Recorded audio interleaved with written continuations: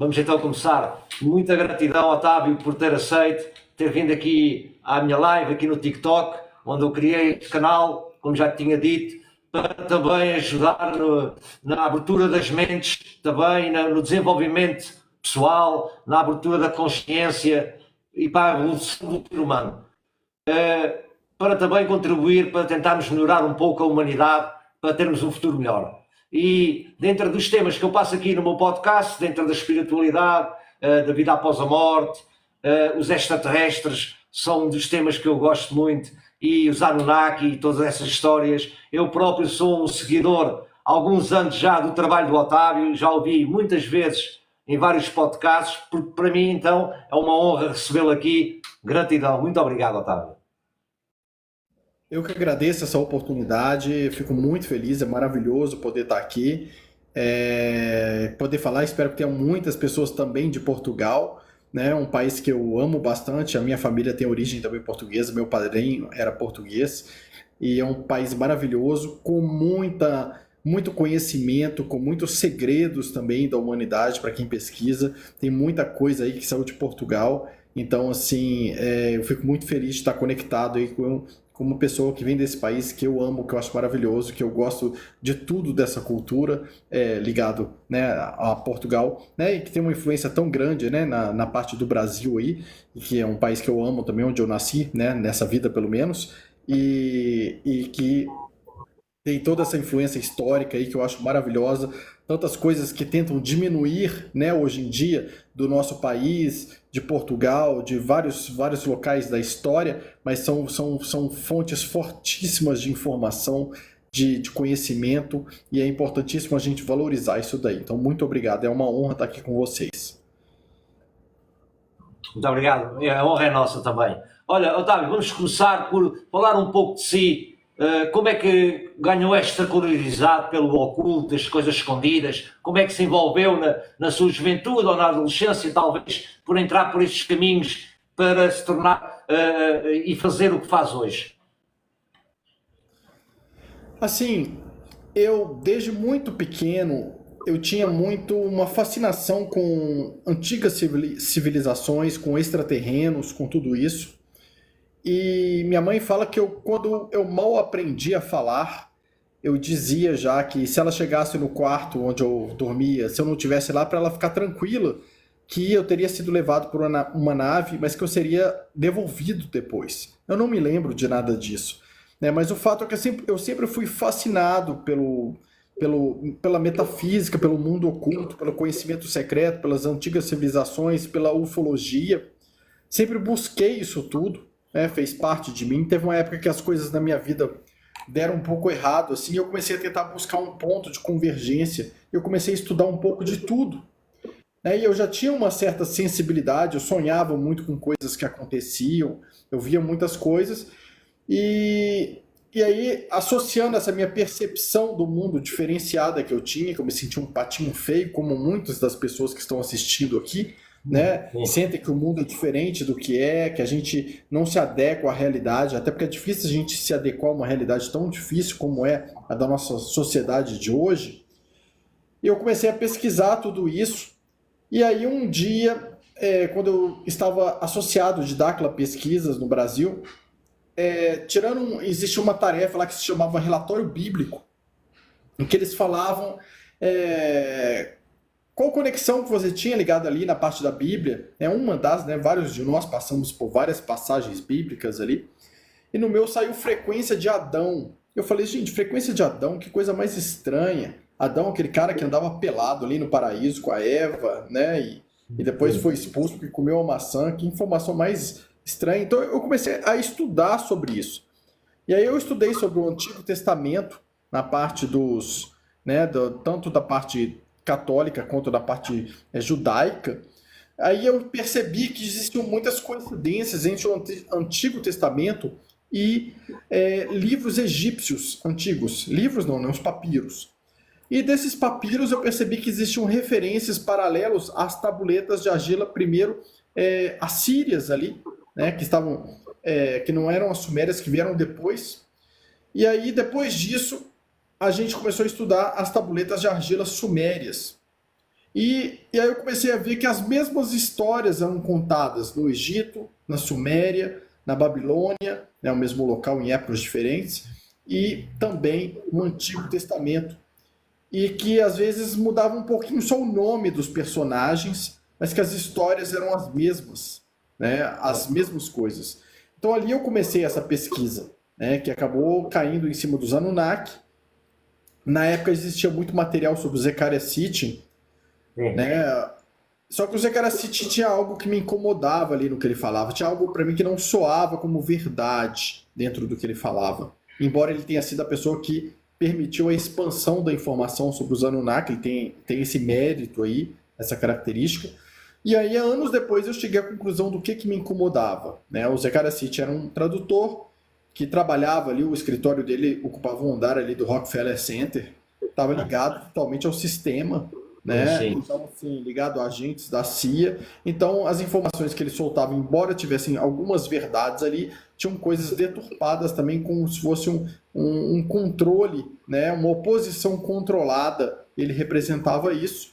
E os primeiros livros dele, que colocavam informações sobre os Anunnaki, tinham muitas coisas que não batiam com os outros tradutores. E isso me incomodava. Falei, gente, por que só esse cara fala isso? E quando os outros tradutores todos cobram dele que ele mostre por que essa informação não bate, ele nunca apresenta as provas, né? Então isso me Sim. incomodava um pouco. Então eu acabei encontrando um dos... A gente tinha uns tradutores acadêmicos que eu achava que eles eram muito bons, por um lado, porque eles eram fiéis ao que estava escrito ali, por outro lado, os tradutores acadêmicos eles cometiam um erro que era que, quando algo parecia muito absurdo para a nossa realidade de hoje, por exemplo, os sumérios fazendo experiências genéticas, de física quântica e tudo mais, eles consideravam que aquilo era um erro de tradução e traduziam dentro do que achavam que era lógico para uma civilização atrasada. Sim. Até que eu encontrei uma pessoa, um autor que é o Anton Parks, ele é franco-alemão, né? Tem parte da nacionalidade francesa e parte alemã. Ele escreveu vários. A história dele, para mim, era bem interessante. O Anton Parks, ele escreveu vários livros no início que eram um tipo de canalização que ele tinha, que não era bem uma canalização. Ele tinha visões. Ele estava tipo, eu estou aqui agora assim, e de repente a tela mental dele abria e parecia que ele estava em outro lugar. Ele vivenciava experiências, assistindo cenas de um outro lugar. E ele escreveu vários livros com essas experiências dele, vendo cenas de outro lugar. Até que um dia ele leu os livros do Zecharia Sitchin e dos outros tradutores e ele viu que as cenas que ele via eram as mesmas que esses outros escritores falavam, que era a vida dos Anunnaki.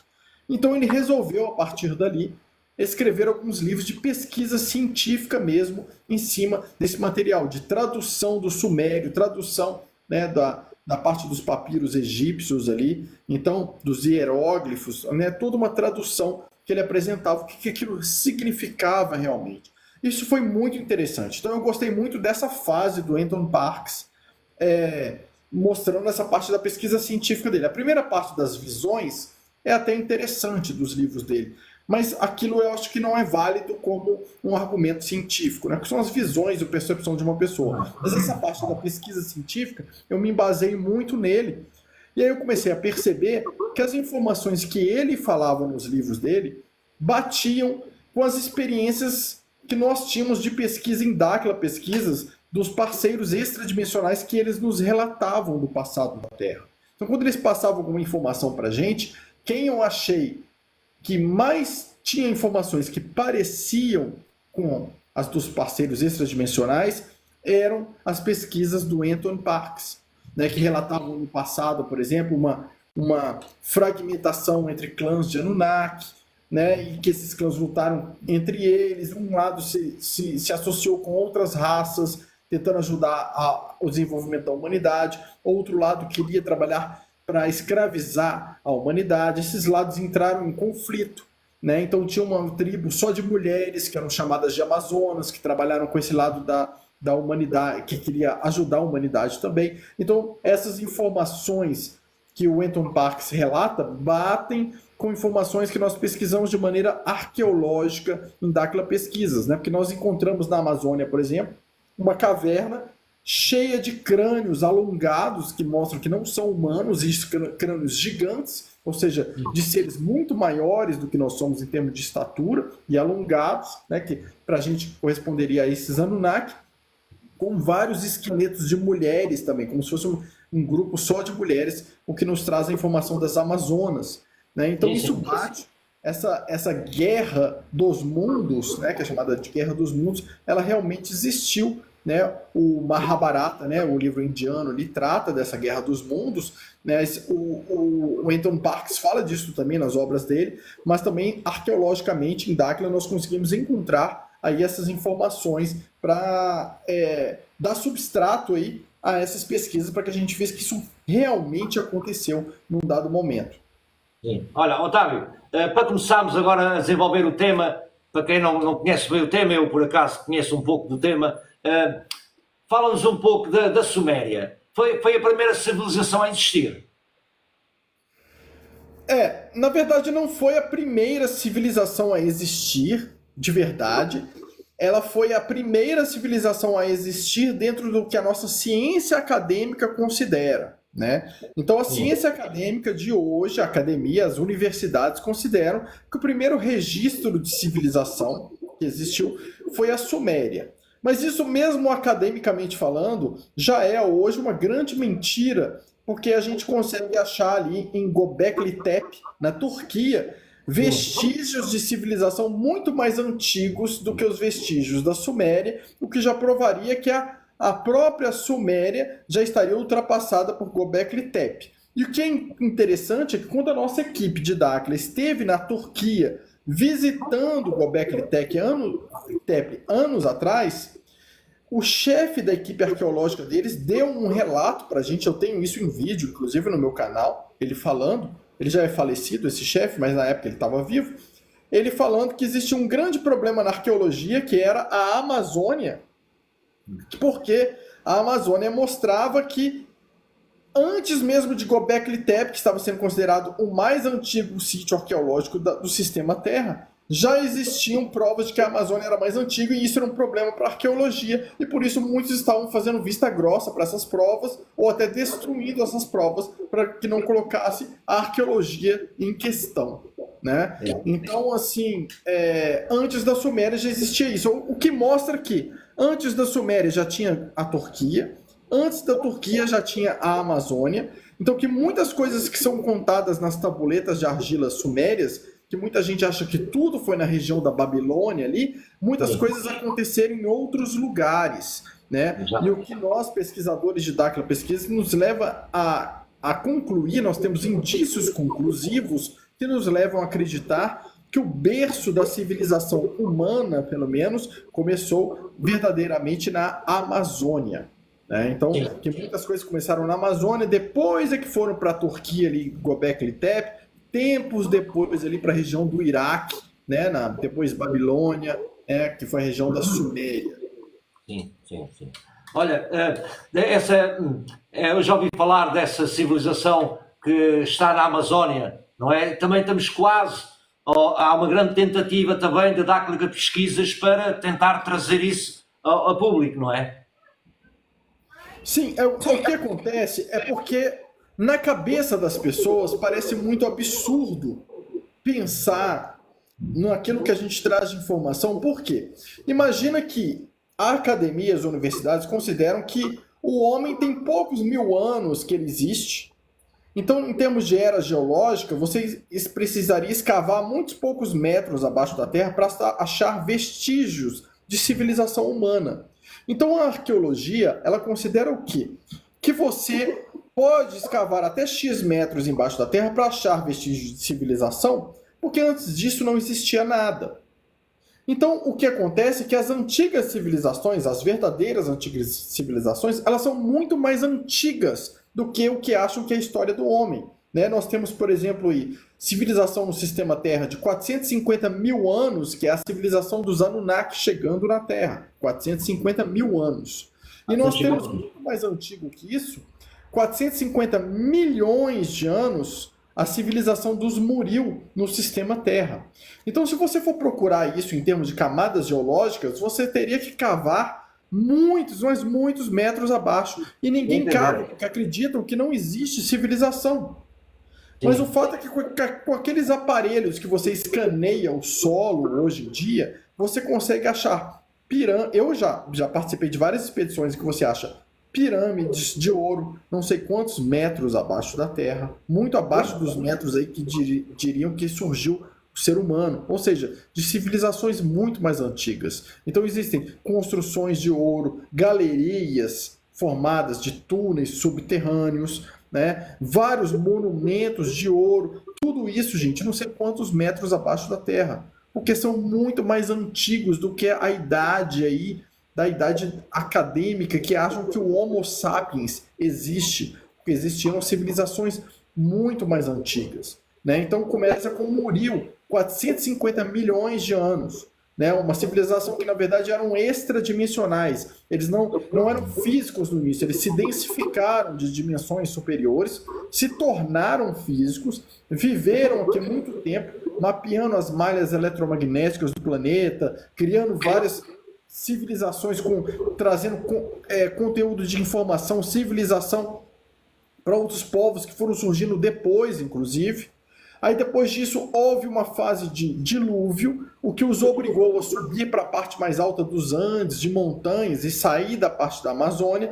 Eles ficaram muito tempo lá em cima, muitos anos, até que chegou a 450 mil anos atrás, quando os Anunnaki já haviam chegado para explorar o sistema Terra em busca de ouro e outras coisas, quando os descendentes desses Muril desceram das montanhas e voltaram para a região da Amazônia, encontraram nas suas regiões os Anunnaki lá.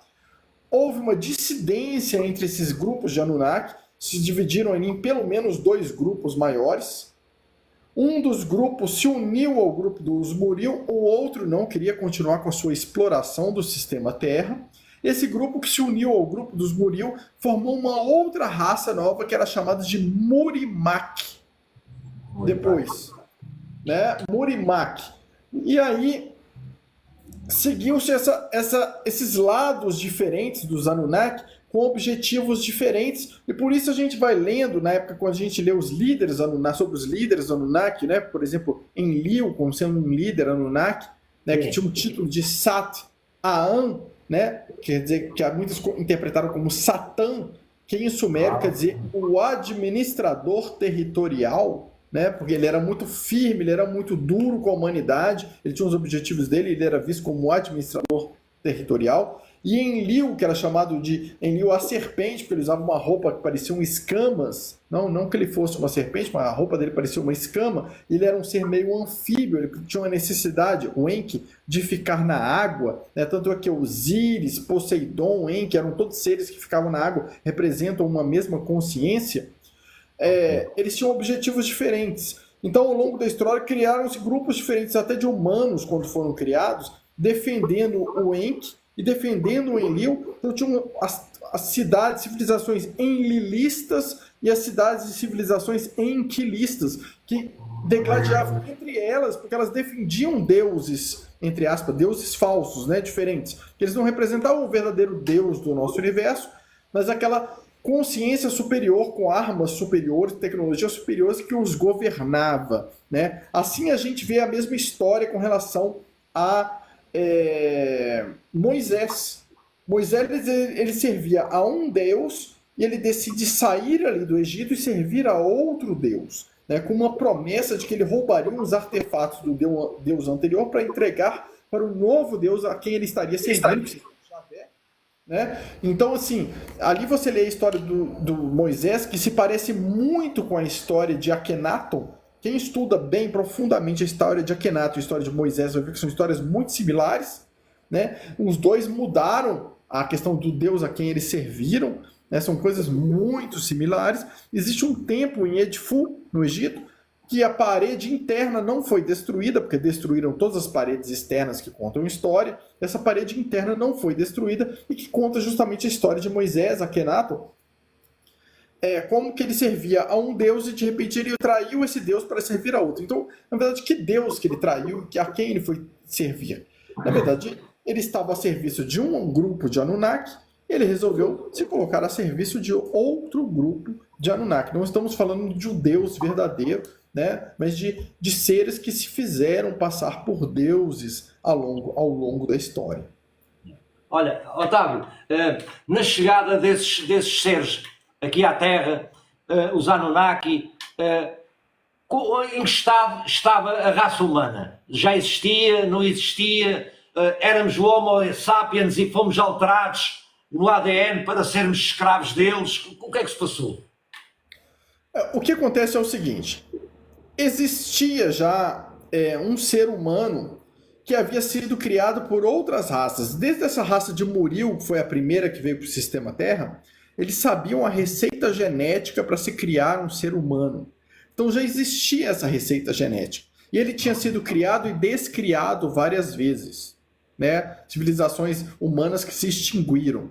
Aí o que acontece é o seguinte: quando os Anunnaki chegaram e começaram a explorar as minas, eles tiveram uma rebelião deles mesmos, de uma parte da parte que não era da nobreza, trabalhando em condições muito precárias. Então eles encontraram primeiramente vestígios dessa receita para se criar o ser humano, que já até existia aqui alguns elementos. Mas como fabricar, né, esses Lulu? E aí eles resolveram então fabricar para que fossem escravos.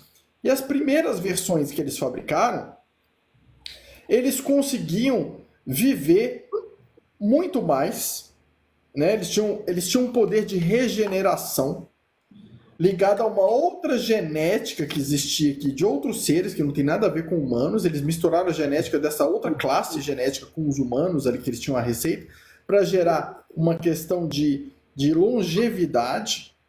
E eles eram indivíduos estéreis no início. Então as primeiras raças que eles criaram eram indivíduos estéreis. E aí quando você vê, por exemplo, os anjos caídos, né? Esses anjos caídos que se misturaram com as filhas dos homens, ali você tem essa mistura genética de um lado meio Anunnaki ali com a genética humana.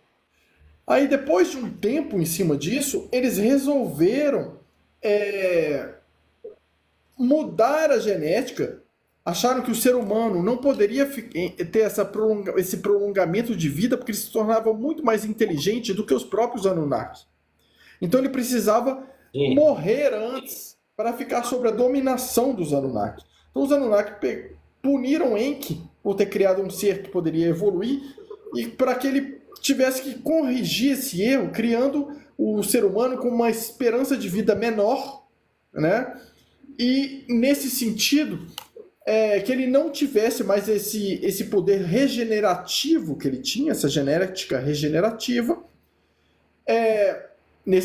e que ele não pudesse se voltar ali, se colocar acima dos Anunnaki. Então houve essa mudança genética, como houveram várias mudanças genéticas aí com relação à raça humana, feitas por Anunnaki, pelos seus objetivos, ou por extradimensionais para melhorar o desenvolvimento ali do ser humano.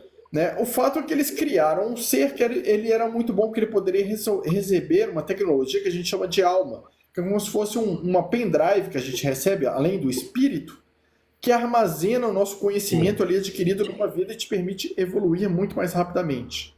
Então isso permitiu também que seres extradimensionais, de outras dimensões superiores, conseguissem encarnar usando esse corpo, porque esse corpo estava tão vibratoriamente desenvolvido que extradimensionais poderiam descer e começar a viver aqui embaixo para ajudar nesse processo evolutivo aí da humanidade, né, que era do interesse dos extradimensionais. E vamos simplificar a história, colocar assim como se tivessem dois grandes grupos. O grupo de Anunnaki ligado a um governo oculto que quisesse escravizar a humanidade para colocá-la sob domínio, e um grupo de Anunnaki ligado também a extradimensionais que queriam ajudar no desenvolvimento do sistema Terra e da espécie humana, né? Nesse sistema, que o ser humano conseguisse transmutar e vibrar.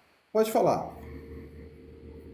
Sim, era o Enlil era mais rígido, não é? E eu acho que o Enki gostava mais do humano e protegia mais o ser humano, não era? Esses grupos. Quando a gente lê a história numa primeira versão, muita gente Pois, tende a pensar que o pois. Enlil era um malvado, né, que queria escravizar a humanidade, e que o Enki era o bonzinho. Eu tenho tendência a pensar de uma maneira diferente, que eu acho assim, que os dois tinham objetivos diferentes e trataram a história de maneira diferente. Então, quando os seguidores de Enki falam de Enlil, eles vão falar muito mal de Enlil, e quando os seguidores de Enlil falam de Enki, eles vão falar mal de Enki. Não tem um bonzinho 100% e um malvado 100%. Eu não acredito nisso.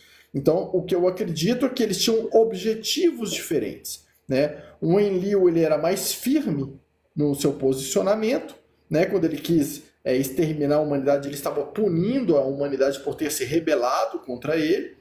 Mas o Enki, ao mesmo tempo, ele Sim. quis dar liberdade para a humanidade. Parece que ele foi muito bonzinho, mas ele ajudou a desenvolver a humanidade. Mas quem disse que ele não ajudou a desenvolver para ela estar a serviço dele também? Não é verdade?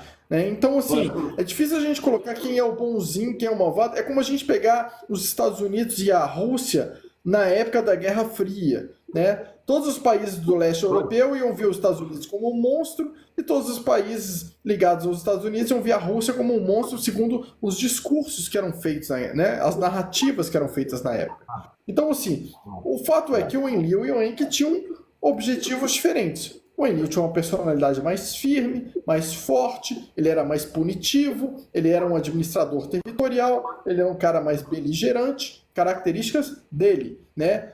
O Enki já era um cara mais da engenharia genética, mais da ciência, mais de querer ver desenvolver uma civilização, mas não significa que é desenvolver uma civilização para que ela floresça sozinha, né? De uma certa maneira também sob o domínio dele, sob o controle dele. Então, assim, é como hoje as pessoas falam assim, extraterrestres são bons ou extraterrestres são ruins. É difícil você afirmar esse tipo de coisa de maneira genérica. É como falar assim, um ser humano ele é bom ou ele é ruim? Ué, depende. Todo mundo tem defeitos, todo mundo tem qualidades. Existem pessoas com menos, existem pessoas com mais princípios. Mas é difícil você dizer se a humanidade ela é um lixo de raça ou se ela é uma maravilha, né? Existe aí toda uma gama de cinza em torno disso. Então, essa dualidade, ela continua a existir também para os Anunnaki, posto que os Anunnaki eram seres ali de terceira dimensão, físicos como nós, diferentemente dos extradimensionais, né, que trabalhavam com tecnologia de plasma e tudo mais, que ascenderam a dimensões superiores, então eles aprenderam a neutralizar os processos da dualidade, né? Enquanto você lê sobre os Anunnaki, eles ainda tinham sentimentos de cólera, de raiva, de ódio, de tristeza, de punição, né? Então aquilo ali, apesar de eles serem evoluídos tecnologicamente falando, não existia ainda uma evolução dita consciencial. Olha, Otávio, diz que esses Anunnaki, de onde vêm eles? Eu ouvi dizer que vem de um planeta que chamam Nibiru e que esse planeta entra no nosso sistema solar. Em certos anos, milhares de anos, ele se aproxima da Terra e a sua rota elíptica à volta do Sol afasta-o muito e ele demora muitos anos a chegar aqui. Isso também é verdade? Na verdade, mais ou menos. O que acontece? É bem mais complexo que isso, né? Olha só. Anunnaki não define, ao contrário do que as pessoas pensam, Anunnaki não define uma raça de seres. Anunnaki é um termo sumério que quer dizer aqueles que vieram dos céus. Então, Anunnaki é um termo que engloba diversas raças diferentes, para começar. Não estamos falando de apenas um grupo, mas de vários grupos que vieram dos céus. Então as pessoas acham que quando você fala de Anunnaki, tanto é que a genética de Enki e de Enlil, apesar de serem filhos de um mesmo pai, que seria Anu, eram completamente diferentes. Porque o Enlil parecia um ser barbudo e todo o Enki parecia um ser anfíbio, porque a mãe de Enki era anfíbia e foi feita por engenharia genética com a genética do pai de Enki e de Enlil. Então, assim, não estamos falando de apenas uma raça, para começar. Então, quando a gente fala de Nibiru, Na verdade, os Anunnaki eles vieram de vários lugares. As placas sumérias falam deles passando por Órion, passando pelas Pleiades, passando por vários lugares. Só que Nibiru não é um ponto de origem deles. Isso é uma falha de interpretação que o Zecharia Sitchin cometeu. Não sei se de maneira equivocada ou totalmente proposital no seu primeiro livro, 12º Planeta, e depois ele quis manter essa narrativa mentirosa, estando consciente de que ela não era verdade. Então, Nibiru, na verdade, não é um ponto de origem dos Anunnaki. Os Anunnaki vêm de um outro lugar. Mas o que acontece é que o Nibiru é um veículo que consegue trafegar no sistema Terra e romper com as membranas eletromagnéticas do sistema Terra. Ele consegue girar em vários mundos ali internos do nosso sistema Terra. Então, várias raças utilizam o Nibiru como um astro errante, como se fosse um veículo de transporte. Então, o que aconteceu foi que os Anunnaki detectaram que o sistema Terra, onde nós estamos aqui, nessa região que nós estamos, tinha muito ouro com uma vibração diferente que interessava a eles para a questão de prolongamento de vida. E eles sabiam que existia um astro que passava a cada 5.000 e tantos anos ali, ele dava parte de um giro ali, que termina em 26 mil anos, 25, 26 mil anos, o giro completo, passava, e que se eles conseguissem sair de onde eles estavam, com as suas tecnologias, suas naves, ir até esse astro se deslocaria, atravessaria as membranas eletromagnéticas e os traria para essa região onde eles poderiam explorar esse ouro. E foi o que eles fizeram, utilizando esse astro como um veículo de transporte. O que eles não sabiam é que quando eles desceram, Nibiru era um astro muito grande, quando eles desceram, várias outras raças extraterrestres tinham tido a mesma ideia que eles. E desceram ao mesmo tempo. Por isso o termo Anunnaki, né, aqueles que vieram do céu, foram vários que desceram ali. E quando eles desceram, cada um com um objetivo diferente, mas alguns deles com o objetivo de exploração de um mesmo local comum, começou-se o que foi chamado a Guerra dos Mundos. Que essas raças começaram a entrar em guerra para conseguir delimitar seu espaço aqui embaixo. Né? Que a gente lê ali no Mahabharata, algumas coisas que a gente acha... Né, vestígios arqueológicos, né? Existem cidades na Índia ou em aqueles países vizinhos ali da Índia com um nível de radioatividade altíssimo, como se tivesse tudo queimado no solo, como se tivesse havido explosões nucleares, né? Que são provas reais de que houve explosões nucleares naquela região, que houve uma guerra que se soltaram armas nucleares naquela região, e por isso o solo tem radioatividade alta ali, né? E por isso existe tudo queimado ali naquela região. Porque desceram várias raças de Nibiru nessa época no objetivo de explorar o planeta e acabaram entrando numa guerra de territórios aqui embaixo. Ok. Então, dos Anunnaki aqui na Terra que tornam-se a misturar com os seres humanos, quer dizer, a ter filhos das humanas, que nós chamamos semideuses. É porque houve diferentes criações dos humanos. As primeiras criações que eles fizeram usando a receita dos Mori, eles criaram indivíduos que eram estéreis, não podiam gerar filhos. Eram estéreis, mas porém eles tinham uma característica de, igual o Wolverine, né, no início, quando você vê, de recuperação ali, né, quando é ferido, consegue reconstituir o seu corpo. Aí, depois que foi feita a engenharia genética para corrigir isso, para ter dominação sobre o ser humano perdeu essa capacidade de prolongamento de vida, de reconstituição do corpo, e passou a se tornar um indivíduo fértil, com uma genética compatível com a de algumas raças dos Anunnaki, não todas. E aí algumas dessas raças que tinham a genética compatível com a desses indivíduos humanos que eram férteis, conseguiu gerar semideuses que eram indivíduos, né, com uma genética Anunnaki maior, como, por exemplo, os Nephilim. Né, que falam que eram filhos de anjos caídos. Esses Nephilim eram esses indivíduos, filhos desses indivíduos. Pode falar. Otávio, por exemplo, esses primeiros Anunnaki, que altura tinham? Comparado com os humanos e os semideuses, esses, por exemplo, Enki e Enlil, diz que tinham perto de 5, 6 metros. Eu não sei agora a metragem perfeita agora de cabeça, mas eu posso dizer que, assim, da mesma forma que nós pegamos um gatinho, colocamos um gato no nosso colo, e para ter a nossa ideia da proporção nossa para um gatinho, os Anunnaki eram a mesma proporção deles pegarem um leão no colo e ficar parecendo que é a gente segurando um gato. Né? Tanto é que existem aquelas imagens que vocês podem ver na Babilônia, né, daqueles seres barbudos, gigantes, parecendo que estão usando um reloginho e uma bolsinha, segurando, né, com músculos assim, um leão na mão, como se fosse um gatinho. Então ali a gente tem uma ideia da proporção ali deles com relação a gente. Portanto, eles, quando eles chegaram à Terra, a intenção deles, acho que era voltarem e saírem novamente, mas depois ficaram aqui presos ou não? Estão aqui presos. Sim, o que aconteceu é que eles chegaram com uma intenção de explorar o planeta, mas eles começaram a ultrapassar de longe várias leis universais de respeito à vida.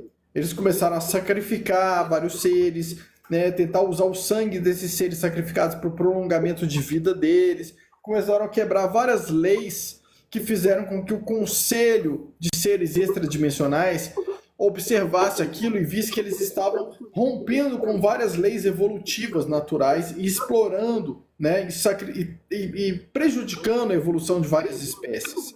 Então foi criado ali naquele momento um cinturão de Van Halen que os prendeu aqui dentro. Aqueles que estavam fora do sistema Terra não poderiam entrar mais, e os que estavam dentro ficaram presos aqui dentro, né? E aí, dentro disso, aqueles que ficaram presos aqui dentro tentaram, né, se virar aqui dentro como dava. O fato é que eles estão ainda aqui dentro, aqueles que ficaram dentro, acabaram envelhecendo, mas a atmosfera nossa não é como o lugar de origem deles, então eles estão um pouco deformados com relação à forma original deles, né? Mas é por causa do cinturão de Van Halen, que já foi inclusive desligado para que possa novamente ter essa entrada e saída depois dos seres. Só que quando ele é desligado, o cinturão de Van Halen, ele não se desliga automaticamente e todo mundo pode entrar e sair. Demora um longo prazo para esse desligamento ir acontecendo e poder ter entrada e saída de seres vivos. Porque o que acontece, né, quando enviam tecnologias para fora, é que quando atravessam o cinturão, nada que é vivo atravessa. Então os Anunnaki conseguem enviar, por exemplo, uma nave com ouro, com tecnologias, com qualquer coisa que não seja viva para fora, para os outros que estão lá. Mas eles não conseguem atravessar com o ser vivo. O ser vivo ele morre nessa travessia, enquanto esse cinturão está ainda se desintegrando. Sim. Olha, Otávio, eles quando aqui chegaram, não é? Depois viram aqui presos e eles começaram a criar a humanidade, não é? Começaram a controlar a humanidade e a fazerem-se passarem-se por deuses, não foi? Exatamente. Como eles tinham uma tecnologia muito superior à da civilização humana, eles se fizeram passar por deuses e assim eles criaram várias religiões, né, para serem adorados. Porque uma religião, se você pensar bem, ela não está ali para te fazer evoluir de verdade. Porque senão ela colocaria para você que você tem uma centelha divina e que você tem uma conexão direta com o Criador do universo e que você pode evoluir e se desenvolver a partir disso. Mas a religião ela se coloca como intermediária do seu processo evolutivo, né? E te dizendo as regras de como você deve se comportar, como você deve fazer para evoluir. Então não deixa de ser uma ferramenta de controle para você estar a serviço daquele Deus ou daquele Anunnaki que quer ter domínio sobre você. Ok. Olha, esses seres usaram então as religiões para nos controlar. Todos os avatares que apareceram na história e no mundo, como o Buda, como Jesus, como esses avatares são verdadeiros ou são também enviados por eles como uma forma de controle? Não, é o seguinte. Aí existe um outro movimento, que é, imagine que existem, vamos simplificar assim, dois lados apenas para ficar mais simples, mas que existam dois lados diferentes, distintos. Existe um lado que quer manter o domínio sobre a humanidade. Existe um outro lado que quer que a humanidade evolua, transmute e passe a interagir em dimensões superiores. Então, esse outro lado, que é o lado dos extradimensionais, que tem a agenda dos extradimensionais, que querem que a humanidade ela possa transmutar, interagir em níveis superiores, evoluir. Então, eles trazem informação para a humanidade. A cada X anos, eles enviam avatares para poder trazer conhecimento para a humanidade, para a humanidade poder achar vórtices de energia, para poder se trabalhar, para evoluir, se desenvolver, né? Só que o que acontece? Pelo outro lado, o outro lado não tem interesse que isso aconteça. Então, o que eles fazem é toda vez que eles detectam que veio alguém dos extradimensionais passar um conhecimento para a humanidade se libertar, eles tentam deturpar esse conhecimento para que a humanidade fique limitada nesse conhecimento, presa, dependente de intermediários para poder guiá-los nesse conhecimento, né? E aí as informações elas acabam ficando erradas. Em vez de serem informações que libertam o ser humano, são informações que submetem o ser humano a esses intermediários, como se os intermediários é que fossem os responsáveis pela liberdade e evolução do ser humano. Então, existem esses dois lados aí. Um que tenta libertar o ser humano, fazer evoluir, fazê-lo caminhar para a transmutação, fazer acreditar no seu próprio potencial, fazê-lo perceber que ele tem uma ligação direta com Deus. E outro lado que diz que não é nada disso, que eles é que são os intermediários, que você tem que se submeter a eles, que você tem que fazer o que eles querem e que você tem que obedecê-los se você quiser, né, ter algum processo evolutivo. Então, existe essa questão aí, na verdade. Então, veio alguém, que foi o Jesus, veio alguém, mas não esse Jesus romano. Alguém veio com a informação da energia crística para libertar, passou várias informações que você lê com relação ao Jesus Cristo. Os romanos, eles aproveitaram disso de uma outra maneira. Eles estavam com uma dificuldade de conter o povo judeu ali que estavam fazendo várias rebeliões contra eles, porque os romanos eles faziam o quê? Eles conquistavam os bárbaros e falavam com eles assim, ó, nós conquistamos o território de vocês, mas vocês podem continuar com a fé de vocês, se vocês têm vários deuses, pra gente não tem problema nenhum, né, para manter a paz ali. Só que eles estavam tendo dificuldades com os judeus, porque os romanos tinham vários deuses e os judeus eles só tinham um deus. Então, o povo hebreu não aceitava essa dominação romana nessa questão, e eles ainda tinham um grupo de zelotas, né, que eles esperavam ali que chegasse um Messias que fosse firme para eles guerrearem contra essa opressão romana. Então eles falaram, poxa, esse povo a gente não para de gastar dinheiro guerreando contra esse povo, a gente precisa de uma solução. E aí a solução deles foi fabricar um novo Messias, um Messias que fosse a favor do amor, que fosse a favor de se batesse numa só face, para você oferecer a outra, para acabar com esse Messias da guerra, né? Então eles pegaram várias informações do Jesus verdadeiro, do Cristo verdadeiro que tinha vindo antes, e mudaram as informações dele para que fosse algo assim, beleza, você tem que estar a serviço de Deus, mas se submeta ao governo que você tiver, pague o seu dízimo, pague a moeda. Então, quando você lê os textos de Paulo, né, na Bíblia, você vai ler que ele favorece o Império Romano, que ele fala que você tem que se submeter à lei local, né, dai a César o que é de César. Aquilo foi uma maneira de criar um Messias que faria com que as pessoas ficassem mais em paz, seguindo aquele Messias que substituiria aquele Messias beligerante, né, revolucionário, e ao mesmo tempo seria um Messias que apoiaria o Império Romano. Né? Então, assim, foi uma jogada de mestre, que na verdade eles tentaram resolver uma situação de guerras que eles estavam tendo naquela época, mais de 2000 anos atrás, e que deu tão certo, mas tão certo que eles resolveram manter aquilo até hoje. É verdade, muito inteligente. Olha, Otávio, sobre a história que ouvimos dessas religiões, sobre Adão e Eva, na tua ótica, como é que tu consegues ver isso?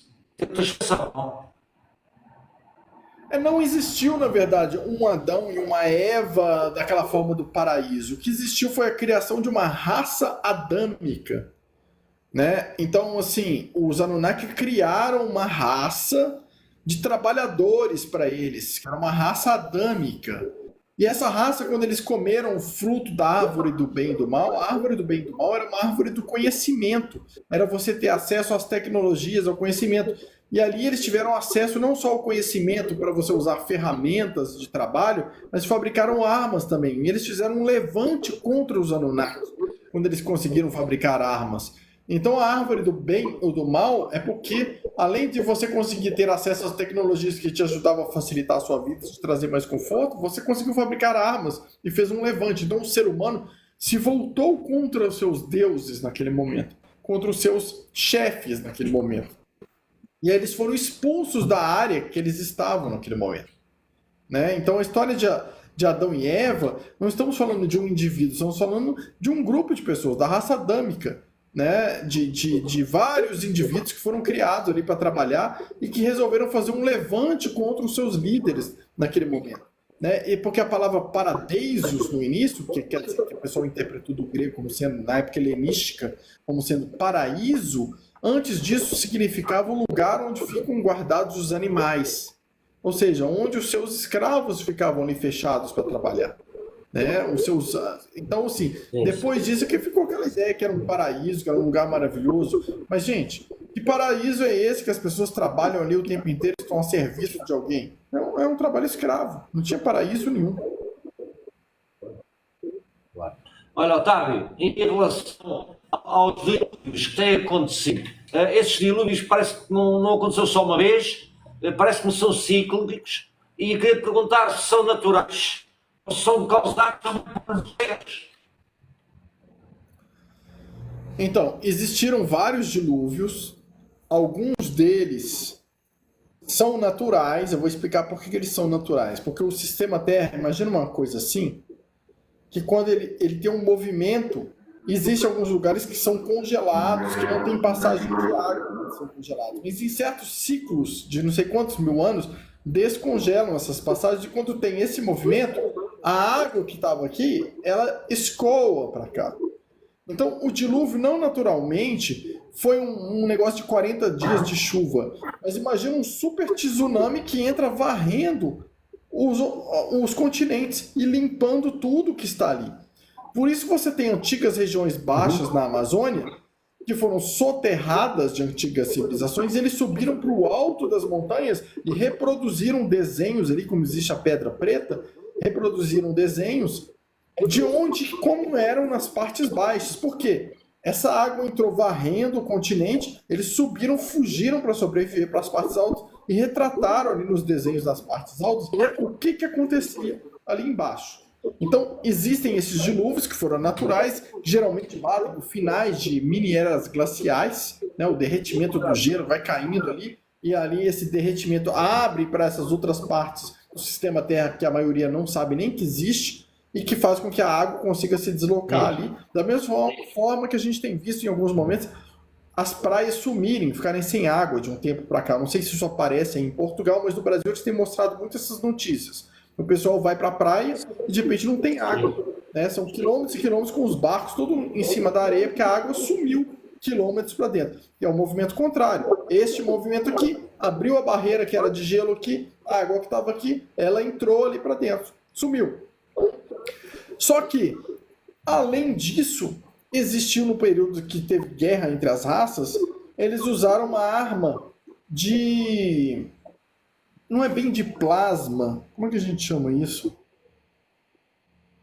É como se fosse um misto de plasma com ultrassom.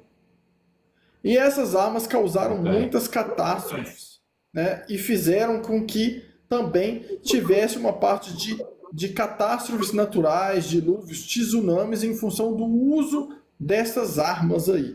Então, tem um misto aí de catástrofes naturais que são cíclicas do sistema Terra, com processos aí tecnológicos que alguns aproveitam o momento que já está difícil por causa da questão natural, para tentar tomar posse de um território ou destruir uma raça. Sim, sim. Eu falei nisto porque eu ouvi que havia a história de que um dos Anunnaki criou um dilúvio, não é? Que criou essa catástrofe para eliminar de vez a raça humana porque estava a ser muito evoluída. Mas então houve então depois a Arca de Noé, não é? Que tinha salvo, porque acho que tinha sido Enki que ajudou Noé e o avisou para conseguir salvar e salvar a humanidade. É verdade isso? Exatamente, mas nesse caso, na verdade, é porque Noé ele era um descendente da família de Enki. O objetivo do Enki ali não foi salvar a humanidade, como ficou bonito, né? Ah, que bonzinho, ele quis salvar a humanidade. Ele não quis salvar a humanidade nenhuma ali. Ele quis salvar o descendente dele, que era Noé. Né? Então, Noé, descendendo ali da família dele, você vai pegar ali aquele pessoal lá, o Tammuz, né? Que é um ser aí que a vida parece muito inclusive com a vida de Jesus Cristo e tudo mais. São seres que fizeram levantes contra o sistema, e por terem feito levantes contra o sistema naquela época, eles iriam ser punidos pelos outros Anunnaki por terem se rebelado, e aí o Enki resolveu salvar o que eram os descendentes dele que fizeram esse levante, e avisou a esses aí para que eles pudessem se resguardar, se salvar, nesse sentido. Ok. Como tu já disseste aqui, portanto, esses Anunnakis ainda estão cá hoje no sistema Terra, aqui presos, não é? Onde é que eles estão? Dentro da Terra? Na verdade, o sistema Terra ele é muito maior do que a gente imagina, né? E quando falam das colunas de Hércules, como se fosse ali, né, da região ali do Mediterrâneo, né, que falam que tem ali do Estreito de Gibraltar, eles colocam ali as colunas de Hércules, aquilo é uma mentira. As colunas de Hércules verdadeiras estão na Antártida. São como se fosse uma passagem para essas outras terras além da borda. Num local que você, quando tem o degelo ali, você consegue passar para outras terras. Então, e é onde se encontra o Monte Meru também. Entende? Esse Monte Meru aí, né, que o pessoal acha que são lendas, mas tem a ver com as colunas de Hércules. Eu tenho um vídeo no meu canal, no Super Humano 360. Isso é no Ártico ou na Antártida? Antártida. Isso fica onde? Na Antártida? Na Antártida. Ok. Isso. Tem um vídeo no meu canal que se chama As Mentiras da Corrida Espacial. E aí eu mostro exatamente isso daí. Essa questão das colunas de Hércules na Antártida. E se você procurar colunas de Hércules na Antártida, você consegue achar até no Google Earth. Sim. Otávio, falaste agora no sistema Terra. Eu estou a par daquilo que estás a falar e de como se apresenta esse sistema Terra, dos anéis e do sistema. Como todas estas pesquisas que vocês fazem, não é? Isto não é falado só por falar. Isto são coisas que são comprovadas hoje em dia, não é? Existem algumas provas para isso. Eu digo isto porque nós vemos muito hoje em dia nas redes sociais muitos vídeos a mostrar a muralha de gelo interminável, né, na Antártida. Vimos também terra e continentes na Antártida, pirâmides na Antártida e muita coisa que está a começar a aparecer. Fica sempre aquela dúvida se será fake, se será vídeos fake ou se realmente é verdade. Porque toda esta teoria, não é, da Terra plana, que se fala muito hoje em dia, dá um nó à cabeça às pessoas, não é? Mas eu sei que o grupo de pesquisas da Áquila faz as coisas, mas faz experimentos, tem provas, é assim que funciona, não é? Pois é, essa questão é interessante pelo seguinte: qual é o problema da teoria da Terra plana? O problema da teoria da Terra plana nem é da teoria em si, é porque muita gente ridiculariza o pessoal da Terra plana, porque a maioria das pessoas são evangélicas, então eles baseiam a sua crença na Terra plana por uma crença religiosa. Então falo, pô, é só um bando de doido que tem uma crença religiosa e acredita, né, tem uma crença que o negócio é daquele jeito. Em Dáquila a gente não partiu em crença nenhuma de que era plana, que era redonda, nada. Foram feitos experimentos. Né? Os experimentos eles demonstram a planicidade das águas. E ninguém até hoje conseguiu refutar esses experimentos. As pessoas falam, vocês são loucos, a gente não acredita, mas não é uma questão de acreditar. Refaça os experimentos, então, e mostre pra gente que o resultado do seu experimento mostra que as águas não são planas. Porque se você observar aquelas pontes gigantescas de não sei quantos quilômetros na China, elas não têm curva nenhuma para acompanhar a curvatura da Terra. A ponte é totalmente plana. Então a engenharia considera como se fosse plano. Quando você verifica com o exército de diversos países que lançam mísseis aqui, daqui o míssil para cair aqui, ele não calcula como se fosse aqui, está lançando aqui para dar a volta no redondo e cair aqui. O sistema bélico do exército considera como se fosse plano, saiu daqui, caiu ali, né? Sim. Então, assim, se a engenharia, o exército, todo mundo considera tudo como plano, como é que funcionam esses cálculos, então? Como que o míssil cai no lugar certo? Como que a ponte dá certo? Se eles calculam tudo no plano, se na verdade tudo fosse redondo, deveria dar errado, gente.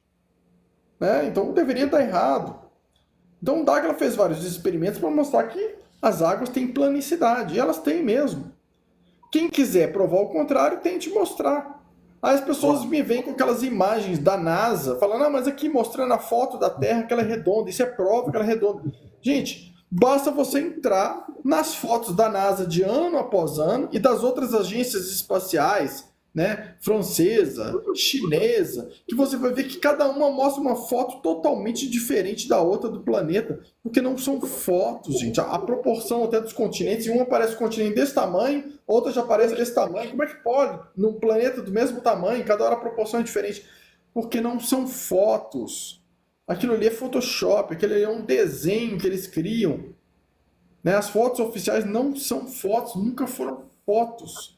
Então, assim, faça o experimento, verifique o que é realmente, né? Eu não estou aqui para dizer que tudo é do jeito que a gente disse que é, mas eu estou aqui para dizer que os experimentos demonstraram isso. Se alguém quiser falar que não é, então faça o experimento e demonstre que o experimento não demonstra aquilo. Claro. Eu acompanho, eu falo porque eu acompanho Dáquila há alguns anos e já vi vários comentários da Terra Convexa, e eu vi lá que vocês fizeram testes de laser sobre lagos, não é? A uma certa distância de quilómetros, onde matematicamente, cientificamente, o laser não podia bater na linha reta, não é? Tinha que ter uma curvatura e não tinha. Exatamente. E, pronto, isso é quase matemática, é ciência, não é? Pronto, não fui eu que fiz o experimento. O laser deveria ter encontrado no meio do caminho uma coluna d'água. Sim. Né? E ter desviado a coluna d'água. Mas não, ele manteve retinho. Se ele manteve reto, rente ali a água, é porque não teve coluna d'água. E se não teve coluna d'água, é porque não teve curvatura. Então, gente, são provas científicas. Agora, e outra coisa, Otávio, que a gente também vê quando estuda um pouco e quando tem um interesse, não é? Que todas as civilizações antigas, não é? Deixaram registros ou fotos ou desenhos do mundo em que viviam, e em todas elas, quase todas, penso eu, mostram uma terra plana, não mostram o círculo.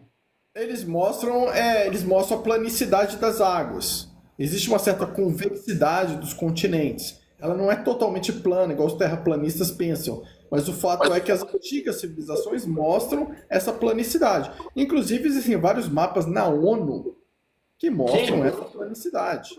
Né? Então, assim, isso só não é falado nas universidades para a população, mas nos círculos pequenos é entendido dessa maneira. Sim, é um tema, realmente, Otávio, é um tema muito polémico, como sabemos, não é? A vida após a morte é polémico, os extraterrestres é polémico, mas a Terra plana é muito polémico realmente, porque toda a gente opina e toda a gente tem opinião. Nessa Terra plana, como é que eu ia dizer? Já vi alguns mapas, por acaso não foi no Dáquilas que vi, mas já vi alguns mapas em que mostra que então, existem mais continentes, além destes continentes que nós conhecemos, por trás de uma barreira de gelo. Sim. Isso inclusive era sabido já pelos, né, desde da Segunda Guerra, os alemães sabiam disso, as bases que foram criadas pelos países, o Tratado da Antártida foi feito sobre isso, porque eles sabem, né, existem filmagens que mostram do outro lado da barreira de gelo outras civilizações.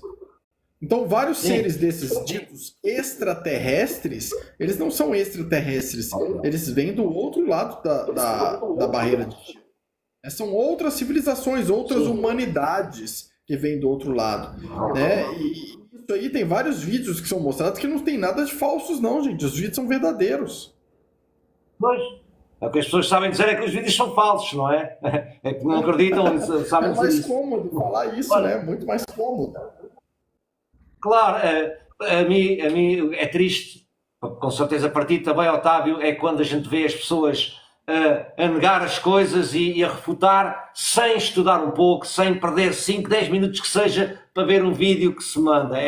Para eles é um não, não e nem conseguem estudar nada. Isso é que é pior, não é? Eu acho assim, um atestado de burrice de qualquer ser humano que escuta qualquer coisa e, primeiro, não tem o respeito de se escutar para ver o que é que ele vai escutar primeiro, e depois de raciocinar em cima e de verificar. Que já sai dando uma resposta que algo é verdadeiro ou falso baseado num achismo, baseado em nada, né? Sendo que a gente pode se basear em experimentos, a gente pode se basear, a gente tem que se basear em indícios conclusivos. Se você quer fazer isso de uma maneira científica, você tem que ter indícios conclusivos, né? Não é baseado no que você acredita. O que você acredita pouco importa. A questão é quais resultados você tem dos seus experimentos, né? Se você quer olhar isso sob uma perspectiva acadêmica, né? Só que, Exatamente. infelizmente, a academia hoje, ela só financia aquilo que lhe é conveniente. Se tiver um Claro. estudo que vai mostrar o que os governos querem que a população acredite, eles financiam. Eu vou citar um exemplo, né? Eu quis fazer um mestrado, né? Eu já tenho um mestrado que eu fiz na França, e eu quis fazer um outro mestrado na área de psicologia aqui no Brasil. E a professora doutora ia me aceitar para o mestrado, mas ela já me disse com antecedência o que eu teria que demonstrar no final da minha pesquisa. Ela falou, tudo bem, desde que você apoie a agenda global aí, dizendo essa ideologia, que isso é assim, assim, assado. Ou seja, pouco interessa a minha pesquisa. Ela já tinha um resultado que ela queria que eu demonstrasse, que eu tinha que forjar tudo na minha pesquisa para dizer que aquilo era uma verdade. Uma questão de uma agenda. E isso não é pesquisa. Isso é manipulação, né? Isso é crime. Isso é você forjar resultado. Isso é você mentir, né? Isso é tudo menos uma pesquisa, gente. Infelizmente, as Claro. universidades estão infectadas, né, por esse bando de parasita aí que vem simplesmente sustentar agendas de governos ocultos aí, né, e fazer com que aquilo ali seja colocado em prática, e pouco importa se aquilo tem alguma veracidade, pouco importa se aquilo ali respeita princípios, respeita alguma coisa, eles querem simplesmente demonstrar aquilo que eles querem para controlar a humanidade, né? Eu acabei desistindo do meu mestrado por causa disso, porque eu falei, deixa de ser uma pesquisa e passa a ser uma manipulação para eu soltar um resultado de algo que eu não acredito, né? Que vai contra o que eu acredito, que é para libertar a mente humana, para ela saber que ela pode evoluir, crescer. Eles querem dar resultados para fragmentar a humanidade, para deixá-la mais confusa, mais sem referências, para que fique mais fácil a dominação dessa humanidade. Eu não quero contribuir para isso. Claro, claro. E nós, hoje em dia, as pessoas começam mais a abrir os olhos para essa situação.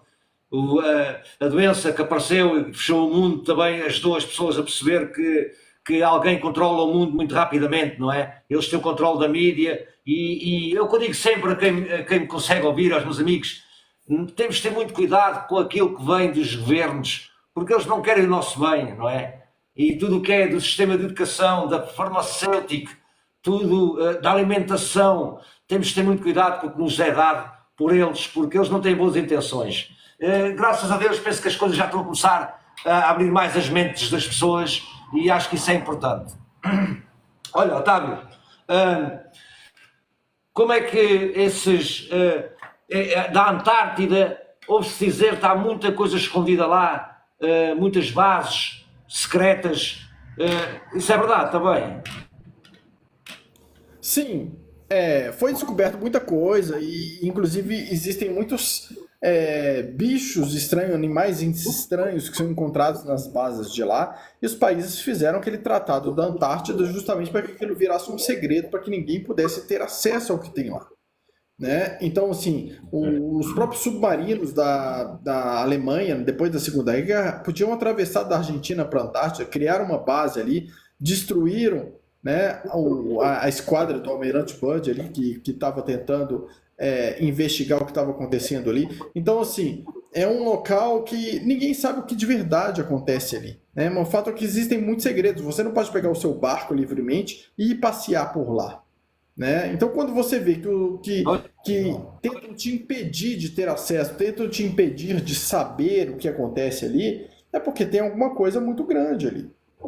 Quando começa a ter essa censura, qual o problema? Se existe uma verdade que seria boa para todas, qual o problema de você permitir que as pessoas acessem essa verdade? Então, se tem um problema, é porque tem alguma coisa sendo escondida. Claro, claro. Olha, Otávio, hoje em dia, no planeta Terra, como é que vês o controle e o que está a passar neste momento? Será que, portanto, estes são os Anunnaki que estão escondidos, que governam aqui esta zona do sistema Terra qual é o papel dos reptilianos nisso? Então, eu considero o seguinte: talvez esses reptilianos sejam um dos grupos de raças aí desses Anunnaki, são aqueles que vieram dos céus, né? Então são vários grupos. Mas eu tiro a responsabilidade deles. Eu sou muito contrário ao que as pessoas fazem. Eu acho que o ser humano ele comete um erro que eu considero gravíssimo, que é o quê? Transferir sempre a responsabilidade para o outro. Então é tipo assim: eu não tenho uma situação boa financeira porque o meu chefe não me dá um aumento. Eu não sou feliz na minha vida porque a minha esposa é problemática, meu casamento. O planeta é desse jeito porque os governantes são corruptos. Né? Os governantes são corruptos porque a culpa é dos reptilianos e dos Anunnaki que dominam o planeta. Gente, isso aí é uma covardia que eu considero da parte das pessoas pelo seguinte: cada um é responsável pelo universo que cria. Né? A sua mulher é sua mulher ou marido porque você escolheu se casar com ela. O seu trabalho, o seu chefe que não te dá aumento, você está lá porque você quer. Você postulou estar lá naquele trabalho, você não mudou porque não quis. Os governantes corruptos, a grande maioria ao longo da história foi eleita pelo próprio povo. Tirando de um tempo para cá, né, que tem essas fraudes gigantescas, mas até pouco tempo atrás ainda eram eleitos pelo povo.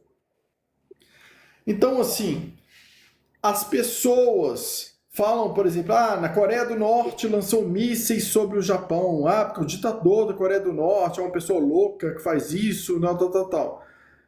Aí morre uma pessoa na sua família e dá uma herança, e você vai lá e quer matar, esfaquear seu primo por causa de dinheiro, por causa de herança, e você só não solta um míssil na sua família porque você não tem, não é verdade? Então, assim, aquilo que a gente vê no mundo, que a gente coloca como vítima, existe dentro de nós. As pessoas se permitem, elas aceitam serem governadas por psicopatas. Essa é a verdade. Elas transferem a responsabilidade para os outros. Elas aceitam ter um chefe que não valoriza você, elas se casam com pessoas que não te respeitam, elas fazem essas escolhas o tempo inteiro. Então, no final, a realidade que existe é o resultado das escolhas da população. E não de governantes que simplesmente assumiram o controle e controlam tudo. Eles estão lá porque as pessoas permitiram, porque elas decidiram não tomar consciência de nada e delegar a responsabilidade para outros. Então, eu penso que não é uma questão de pensar que tudo é culpa de Anunnaki, de reptiliano, disso, daquilo. A responsabilidade é nossa.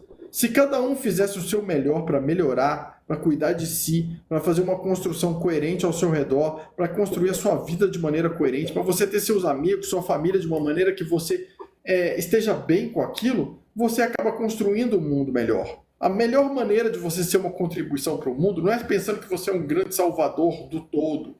É você sendo melhor, se tornando melhor como pessoa, para si mesmo, para aqueles que são próximos. Você é uma contribuição para o mundo. Não é verdade?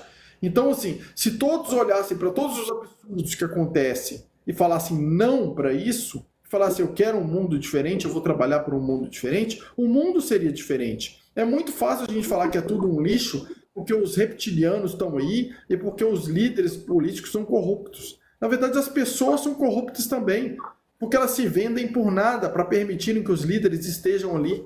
elas deixam tudo que é tipo de corrupção acontecer, desde que elas ganhem alguma vantagem naquilo. Então elas se vendem também. Se elas não se vendessem, Sim. o mundo seria diferente. Não existe político Olha, corrupto Otávio, saindo de uma população que seja idônea.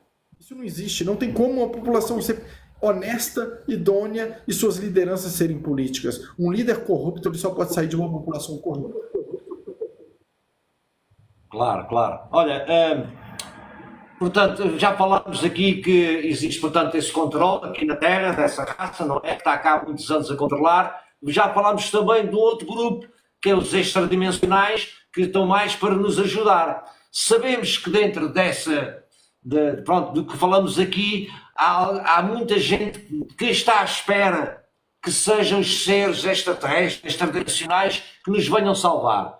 Eu também não acredito nisso, acho que temos de ser nós a nos salvar. Mas eu acredito que há de chegar a uma altura aqui no planeta, na humanidade, em que essas raças extradimensionais vão poder chegar-se a nós e fazer contacto.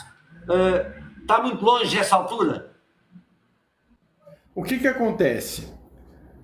As pessoas estão tão presas às suas crenças religiosas que se de repente aparecessem extraterrestres e falassem que tudo é uma distorção, ao invés daquilo ser positivo e toda a humanidade fala assim, meu Deus, aprendemos que tudo era uma grande mentira e agora a gente olha para a verdade, a maioria perderia todas as suas referências naquilo que elas se apoiam e enlouqueceria. A gente teria uma guerra civil. As pessoas enlouquecidas porque elas perderam a referência, perderam aquilo que as controlam. Muitas pessoas deixam de fazer loucuras porque elas são controladas por suas religiões. Se suas religiões deixam de valer da noite para o dia, elas não têm mais limite. Então, assim, os extradimensionais existem, eles auxiliam sim, né? Mas é claro, a missão nossa aqui embaixo é nossa, não é deles. A deles é nos auxiliar. Uma parte a gente é que tem que fazer e eles podem nos auxiliar. Mas essa aparição para todos depende deles conseguirem observar que o fato deles aparecerem para a maioria da humanidade seria realmente positivo e construtivo, e não uma guerra civil onde as pessoas se matariam porque elas simplesmente perderam todas as referências e não acreditam em mais nada. Elas precisariam de uma construção positiva antes disso, de perceber que enxergar que a realidade que elas estavam antes era uma mentira é positivo para elas e que elas podem se apoiar em novas bases construtivas. Por isso esse processo ele tem que acontecer muito aos poucos. Muito bem, muito bem. Olha, eu vou falar também aqui agora de um caso muito conhecido, menos para mim, lá na Dáquila, que é o ET Bilu. É um ser extradimensional que contacta Dáquila Pesquisas, não é? Sim. O que acontece?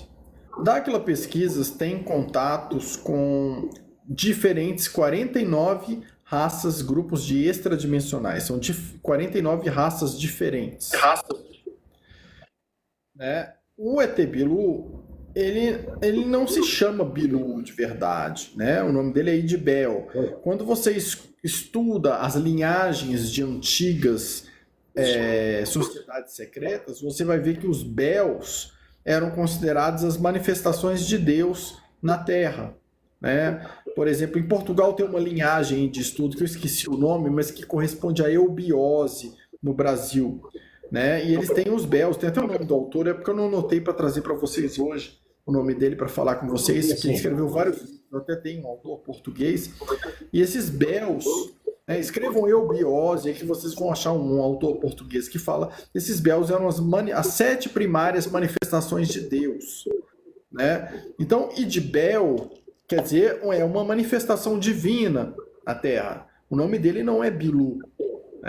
Por que Bilu? Por que aquela vozinha de criança? Porque ele é pequeno. Porque quando ele aparecia para conversar com as pessoas, o objetivo é que as pessoas que não estavam ainda preparadas não sentissem medo, não fugissem.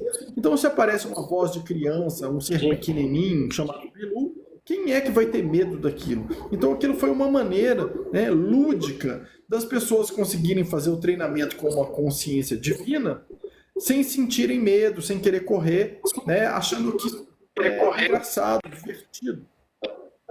Mas, na verdade, o Bilu, ou o Idibel, na verdade, o que que ele é? Ele é uma consciência crística responsável e faz parte, é um representante dessas 49 raças de extradimensionais, né?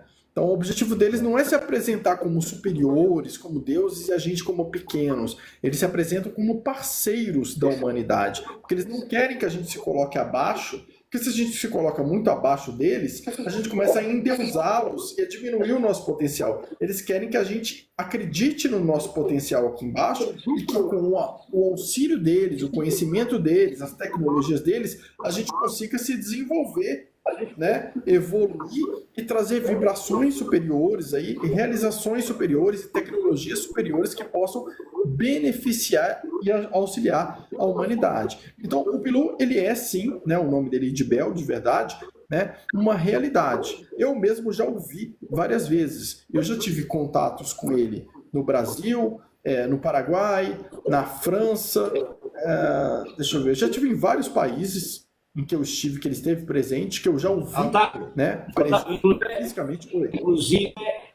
Inclusive o grupo da Pesquisas chamou as televisões brasileiras para ir filmar o Bilu e ele apareceu, não foi? Não quiseram foi mostrar ao público depois. Sim, porque em vários momentos foram convidados para poder filmá-lo e ele apareceu. Ele consegue aparecer de diversas maneiras, mudar a forma dele. Ele não é um extradimensional, gente. Ele consegue ficar físico aqui, mudar a forma dele, crescer de tamanho na sua frente, diminuir, mudar, emitir luzes. Então, sim, eu posso dizer que eu já o vi mais de uma vez, já conversei com ele pessoalmente mais de uma vez, já vi a forma física dele mudar mais uma vez, ele crescer, se tornar só luz, diminuir de tamanho, mudar suas cores. Já vi o rosto dele como se tivesse uma luz que tampava o rosto. Já vi o rosto dele nitidamente na minha frente, assim, como é. Mas, na verdade, eu não acho nem que isso seja o importante.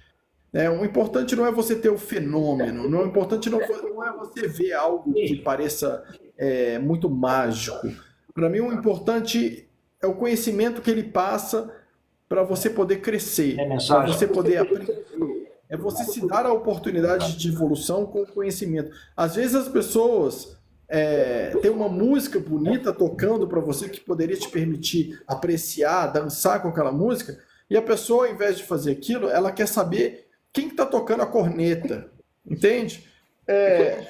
E aquilo não tem sentido, né? Então, assim, o conhecimento está chegando, a experiência com vibrações superiores está ali, né? Várias coisas estão sendo passadas, e a pessoa quer discutir por que chama Bilu, por que ele apareceu assim, por que apareceu assado. Gente, isso é muito pequeno, isso é muito mesquinho, perto do conhecimento que é passado, das informações que são passadas, da experiência vibracional, das tecnologias que são usadas e do efeito que você percebe daquilo tudo em você depois daquilo e de como você pode compartilhar aquilo para auxiliar milhares de pessoas, né?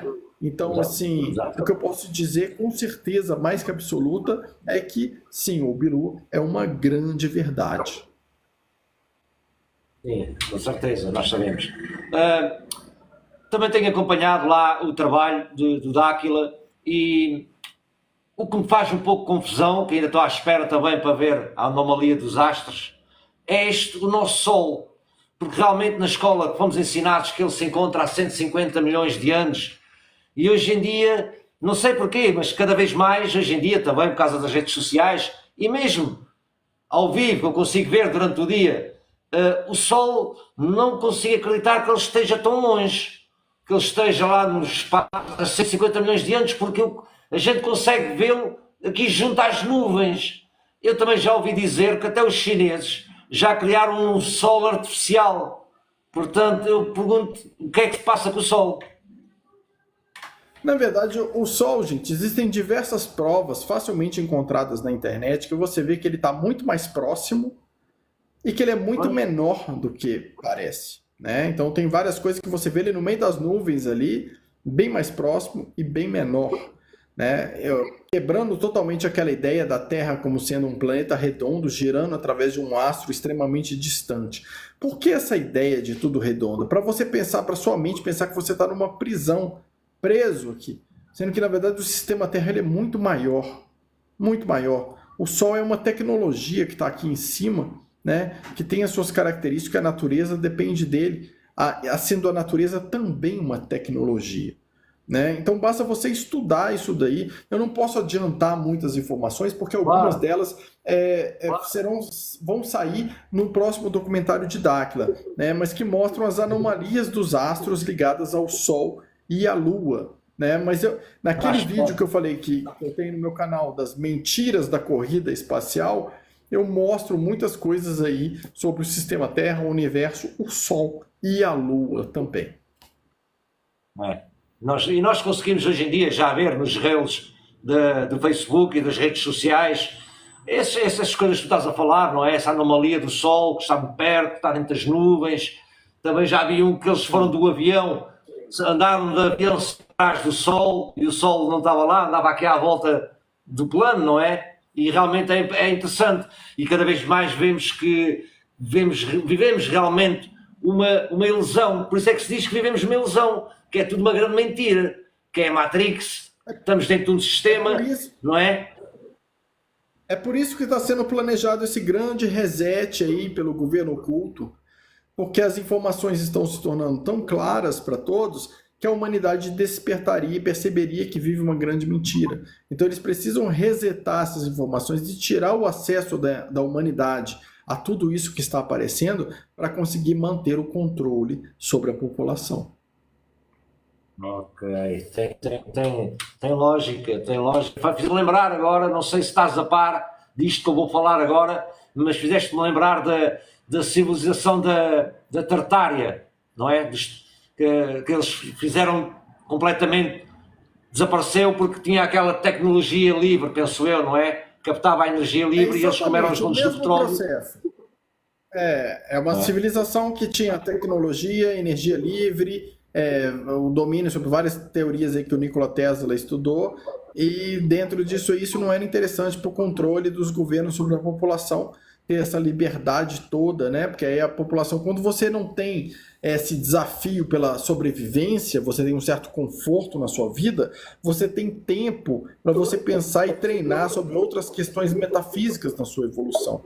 Isso não é interessante. Se você quer que a humanidade se mantenha escrava, você tem que mantê-la na luta pela sobrevivência.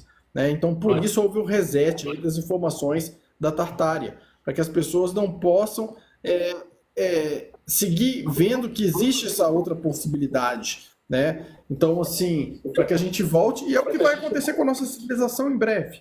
Né? Apagar tudo que está acontecendo aí para que não se tenha acesso, já que muita gente está descobrindo que tem muitas contradições dentro daquilo que nos é passado oficialmente. Claro, claro. Acerca dos astros e do Sol, tu há pouco falaste daquela agência da NASA, não é? Eu penso que seja por essa agência que eles nos enganam sobre onde vivemos, não é? E é interessante, tu deves saber com certeza, vou falar para os nossos espectadores, é interessante que o general nazi, quando acabou a guerra, penso que era o general Van Braun, se tornou, como é que é possível tornar-se líder e chefe da NASA, não é? Depois da América. Com que intenção? Tudo isso acontece quando. Imagina que ameacem a sua família e te prometam não matar todo mundo e simplesmente te dar excelentes condições se você simplesmente decidir contribuir para uma mentira. Né? Muitas vezes por amor aos seus próximos e associado às condições melhores que vão te oferecer, você decide simplesmente abrir mão de uma verdade que você poderia mostrar para o mundo. Isso é muito comum, isso aconteceu uma vida inteira, né? De você pegar alguém que está expondo uma verdade e falar, ok, eu salvo a sua família para colocar essa mentira aqui, você vai mudar de lado, você vai defender o que eu quero, e com isso você vai ter tais benefícios, e muita gente se vende em função disso. Sim, sim, estou a entender, estou a entender. Otávio, temos uma hora e meia de live, realmente. Uma hora e meia, perto das 2 horas, começo a perguntar aos espectadores se há uma pergunta para fazer. Já falámos aqui sobre alguns temas, eu também não quero estar a tomar muito o teu tempo, não é? Também deves estar ocupado. Fico muito contente por teres vindo, 1h30, falámos de muita coisa. Falei de coisas que até pensava que não ia falar e tu falaste muito bem, respondeste a tudo. E é como tu disseste, não é? Acho que cabe a cada um de nós procurar pesquisar sozinho e pesquisar coisas credíveis, não é? Também. E eu penso que o grupo Dáquila Pesquisas é um grupo muito credível. Se quiseres agora falar um pouco de quem é Dáquila Pesquisas, como se formou, o que fazem, agradecia também. Então, eu vou então fazer minhas considerações finais, falando de Dáquila. Dáquila é um instituto de pesquisa que foi fundado pelo presidente Urandir Fernandes de Oliveira, né, que fez treinamentos aí de faculdades extrasensoriais e muitas pesquisas durante muito tempo.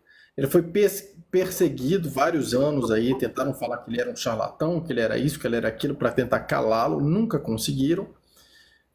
Aos poucos, Dáquila tem tomado grandes proporções aqui no Brasil e em vários outros países, né? Fomos premiados aí em Dubai, em simpósios aí ligados à indústria aeroespacial, estavam presentes também SpaceX, NASA, e a gente conseguiu apresentar as nossas pesquisas, fomos premiados, ligados a essa parte aeroespacial, tecnologias novas, genética, desenvolvimento humano, faculdades extrasensoriais, ufologia, todas essas temáticas, né? Eu sempre me interessei por isso, então eu acabei integrando essa equipe há 27 anos atrás.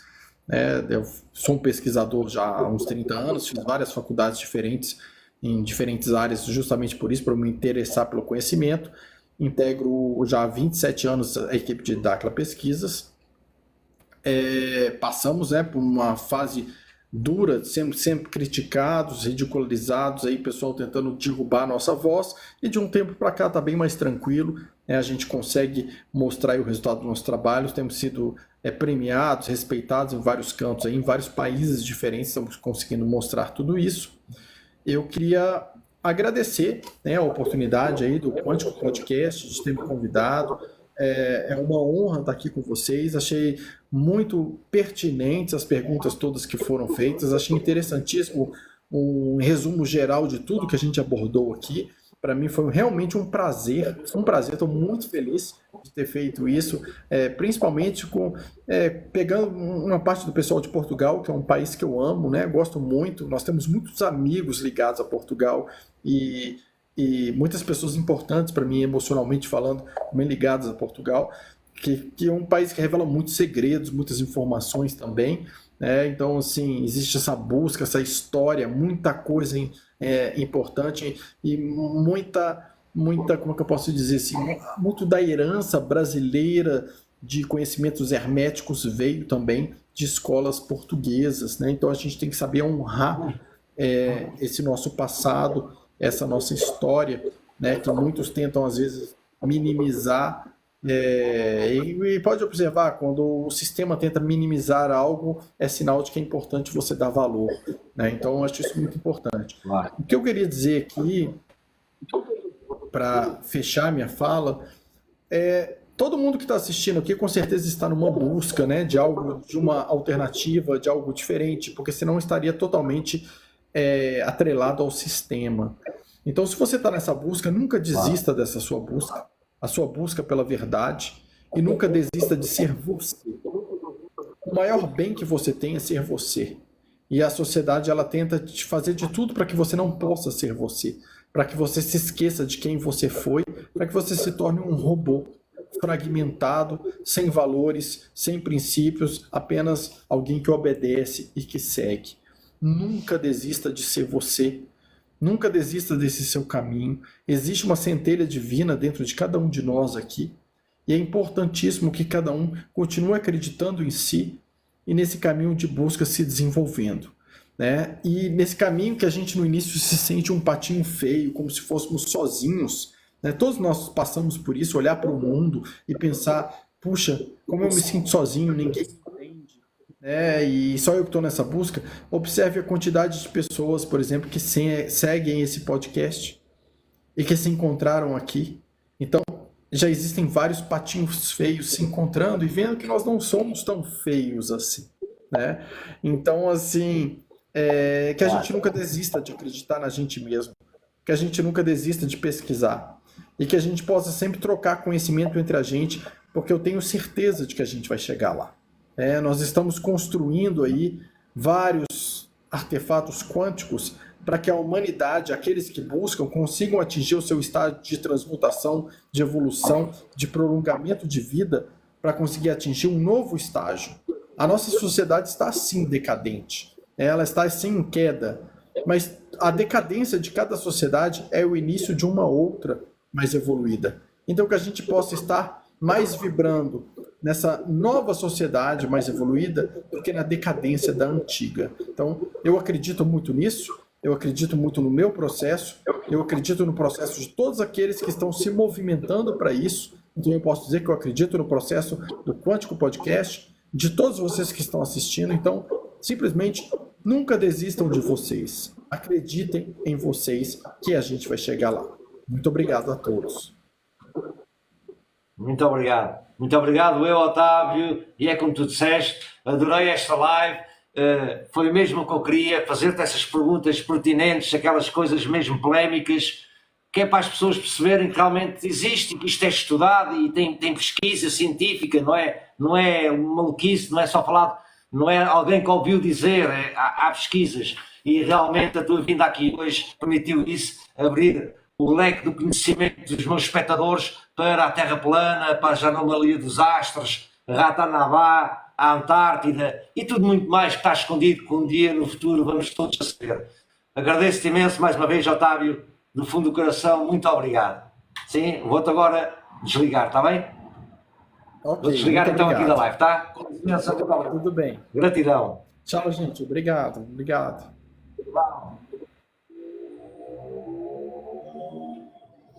E é assim, muito obrigado a todos que acompanharam hoje. Hoje tivemos Otávio Reis, falámos de Anunnakis, seres extraterrestres, Terra plana, anomalia dos astros, não é? Portanto, outros continentes depois da barreira de gelo. Falámos de tanta coisa que é tão estranha, que nunca ouvimos falar e para muitos é maluquice. Mas é isso mesmo que é o podcast quântico, é trazer pessoas como o Otávio, depois trazer uma mãe de santo, para ao falarmos com elas todas, não é? E um pouco daqui e um pouco dali, vamos conseguir juntar a nossa verdade e perceber como é que as coisas funcionam. Uns acreditam mais numa coisa, outros acreditam mais noutra, outros gostam mais de estudar e pesquisar naquela área, outros gostam mais de outra, mas é assim, cada um segue os seus gostos. O importante, como o Otávio disse, é que cada um de nós siga o seu caminho, que evolua e que aprenda para tornar o mundo melhor. Agradeço a todos, mais uma vez, estiveram aqui hoje. A live vai ficar gravada no YouTube. Se quiserem partilhar com alguém, ela está no canal Podcast Quântico no YouTube. Subscrevam lá o canal também e partilhem com os amigos para ajudarmos a que cada vez mais pessoas tenham acesso a este conhecimento. Tá bom? Mais uma quarta-feira, Podcast Quântico número 23. Saudações quânticas do fundo do meu coração a todos que aqui tiveram e a todos que vão ver mais tarde, mas que eu sei que também gostam de acompanhar aqui o canal. Muito obrigado. Até à próxima. Com licença.